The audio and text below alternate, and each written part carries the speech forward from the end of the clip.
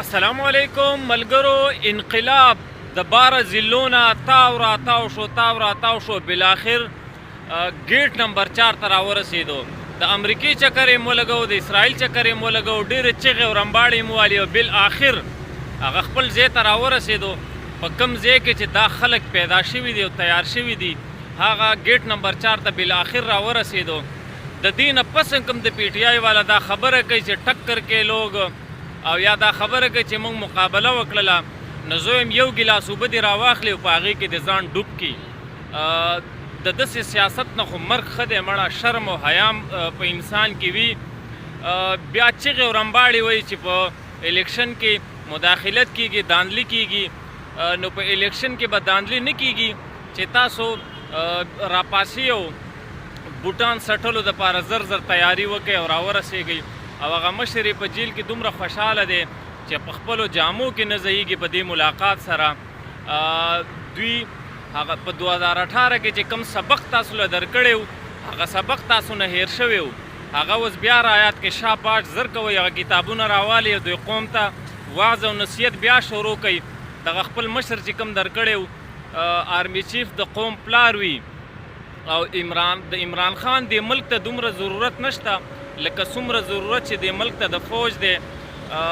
دغه چې کوم سبق یې تاسو له درکړی نو هغه بیا رایاد کوي، شابه زر کوئ، هغه کتابونه راوالي، واعظ او نصیحتونه بیا شروع کوي.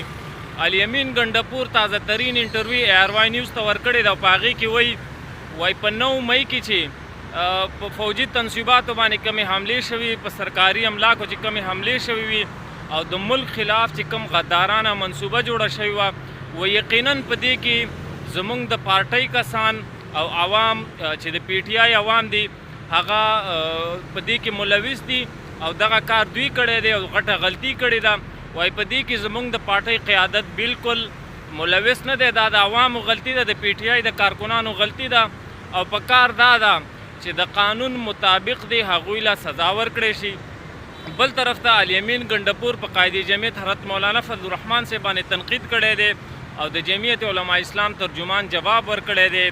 وایي په کوم وخت کې چې په پی ټی آی باندې سخته وه نو الیمین ګنډپور موږ ته معلوم دی چې ډوزې به یې ویشتې، ډیلاکونه به یې ویشتل او په کینټ کې ناست و او هغه سختې ورځې د په کینټ کې ډېرې په آرامه باندې تیر کړې او د ده کوشش دا دی چې اپوزیشن په خپل مابین کې تقسیم شي، ځکه دا د بوټانو خاص کس دی او دا نه غواړي چې اپوزیشن دی په خپل منځ کې مضبوط وي او د حکومت خلاف یعنی څه قسمه خطره نه وي.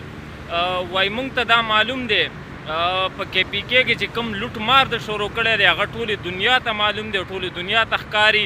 وایي د الیمین ګنډپور دومره حیثیت نشته چې هغه ته دی مولانا فضل الرحمن صاحب جواب ورکړي.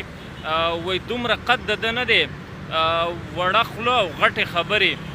ملګرو دا ویډیو خامخا ورته ورشیر کړئ یوتیانو ته، که شرم او حیا پکې نو د دې نه پس به د سیاست نوم هم په خوله نه علي.